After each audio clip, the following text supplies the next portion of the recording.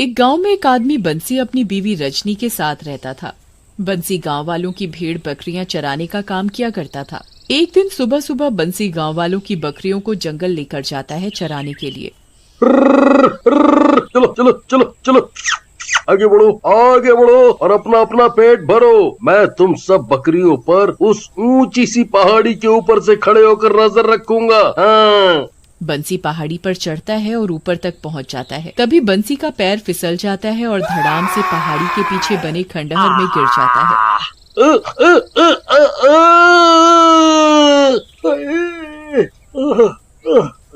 मैं मर गया। हाय रे। तभी बंसी को खंडहर के कोने से रोशनी आती दिखाई देती है। अरे वो रोशनी कैसी? इस घने जंगल में कौन इस खंडहर में होगा? जैसे तैसे कमर पकड़कर उठता है और वहां जाकर देखता है जहां से रोशनी आ रही होती है। वहां एक चुड़ैल सोई हुई होती है जो गर्भवती भी होती है। बंसी चुड़ैल को देखकर डर जाता है और चुड़ैल उठकर खड़ी हो जाती है। कौन हो तुम और यहाँ क्या कर रहे हो? कहीं तुम मुझे और मेरे बच्चे को तो मारने नहीं आए? इससे पहले कि तुम मुझे मारो मैं तुम्हें कच्चा चबा जाऊंगी। नहीं नहीं नहीं नहीं, मैं तुम्हें मारने नहीं आया। मेरा उस पहाड़ी के ऊपर से पैर फिसल गया और मैं यहाँ आकर गिर गया।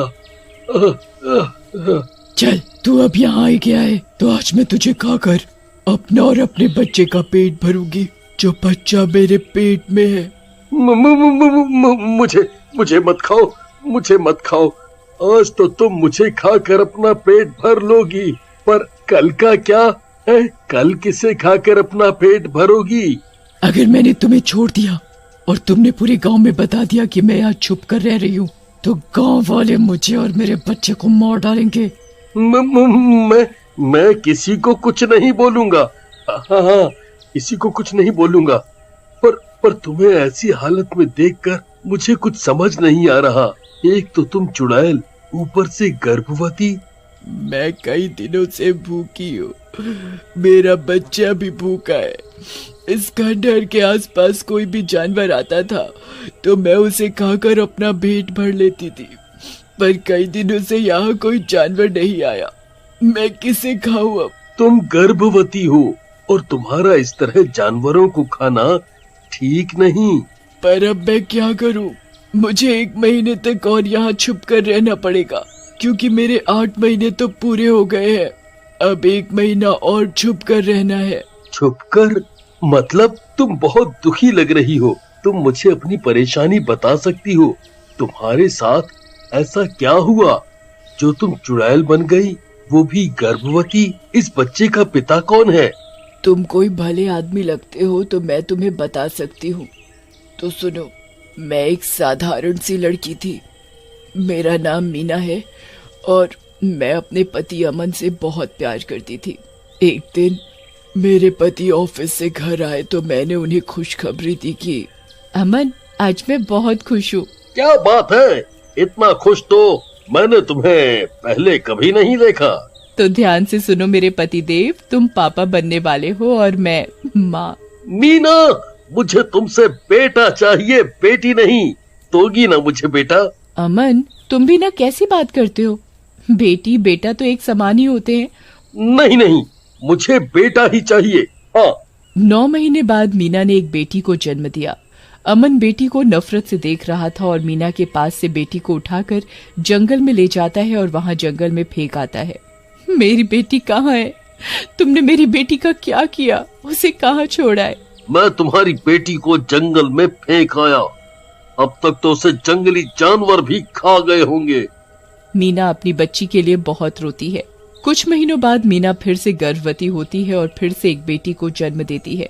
अमन अपनी बच्ची को फिर से उठा ले जाता है और अब की बार पहाड़ी से बच्ची को नीचे फेंक देता है। मीना तीसरी बार गर्भवती होती है। अगर अमन को बता दिया कि मैं फिर से गर्भवती हुई हूँ और अगर फिर से मेरी बेटी हुई तो वो इसे भी उन दोनों की तरह ही मार देगा। मैं ऐसा नहीं होने दूंगी। अब की बार मैं यहाँ से कहीं दूर चली जाऊंगी। मीना सड़क पर जा रही होती है, तभी एक गाड़ी आकर मीना को टक्कर मारकर चली जाती है और मीना वहीं मर जाती है। मीना की आत्मा उसके शरीर से निकलकर चुड़ैल का रूप ले लेती है। मीना चुड़ैल बनकर अपने पति के पास पहुंच जाती है। कौन कौन हो तुम? मैं मीना हूँ, तुम्हारी पत्नी। तुम तो कोई चुड़ैल हो, मेरी पत्नी नहीं हो। मैं तुम्हारी पत्नी ही हूँ जो अब मर चुकी है। माँ की ममता ने मुझे चुड़ैल बना दिया है। तुमने मेरी बच्चियों की जान ले ली, अब मैं तुम्हें भी मार डालूंगी। मीना अमन का गला दबाकर उसे मार देती है और रोती हुई वहां से जंगल की तरफ जाती है। मीना को एक पेड़ के नीचे साधु बाबा दिखते हैं। मीना बाबा के पास जाती है और बहुत रोती है। बाबा मैं बहुत दुखी हूँ। हमें सब पता है बेटी, अब तुम एक चुड़ैल बन चुकी हो। तुम्हारा शरीर तो मर चुका है, पर तुम्हारा बच्चा अभी भी तुम्हारी कोख में बिल्कुल सुरक्षित है। तुम इस बच्चे को इस दुनिया में ला पाओगी, पर इस दुनिया से बचाकर, नहीं तो ये दुनिया इस रूप में तुम्हें देखकर मार देगी। बाबा आप ही बताइए मैं क्या करूं जिससे मेरे बच्चे को कुछ ना हो। बेटी, तुम्हें घने जंगल में छिपकर रहना पड़ेगा, वो भी 9 महीने तक, तभी तुम अपने बच्चे को बचा सकती हो। ये है मेरी दुख भरी कहानी, इसीलिए मैं यहाँ छुप कर रह रही थी। अगर तुमने गांव वालों को बता दिया कि मैं यहाँ छुप कर रह रही हूँ, तो वो लोग मुझे और मेरे बच्चे को मार डालेंगे। ओह, क्या तुम मेरे घर चल सकती हो? तुम्हारा बच्चा वहाँ बिल्कुल सुरक्षित रहेगा। मेरी पत्नी तुम्हारा अच्छे से ध्यान रखेगी। हाँ, अगर किसी को पता चल गया कि मैं चुड़ैल तुम्हारे घर में रह रही हूँ तो वो लोग मुझे छोड़ेंगे नहीं और तुम भी मेरे साथ मुसीबत में आ जाओगे। तुम चिंता ना करो, मेरी पत्नी बहुत अच्छी है। हम दोनों मिलकर तुम्हारा पूरा ध्यान रखेंगे, किसी को कुछ पता नहीं चलने देंगे। हाँ।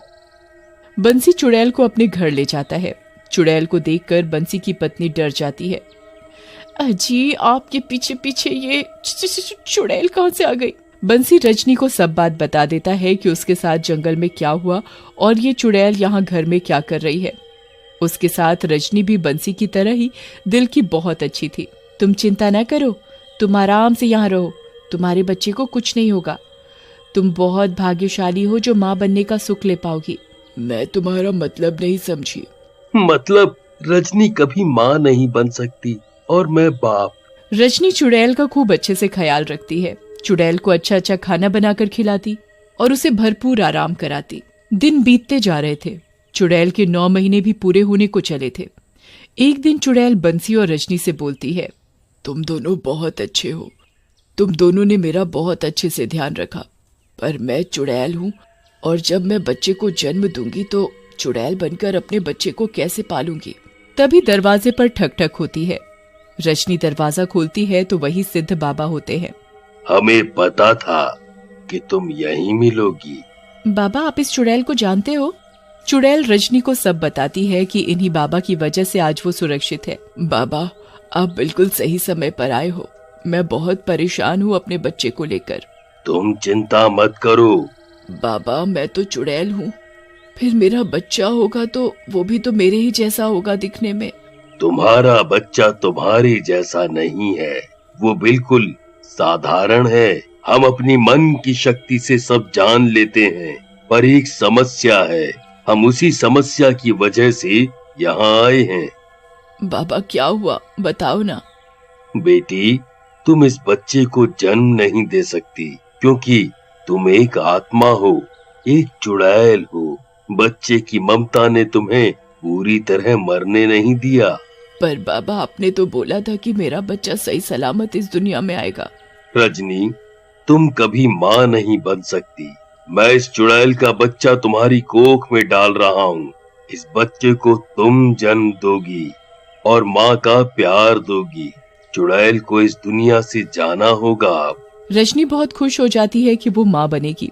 चुड़ैल भी बहुत खुश होती है। चुड़ैल को पता है कि जो उसके बच्चे के माँ बाप बनेंगे वो दोनों बहुत ही अच्छे हैं और उसके बच्चे का अच्छे से ध्यान रखेंगे।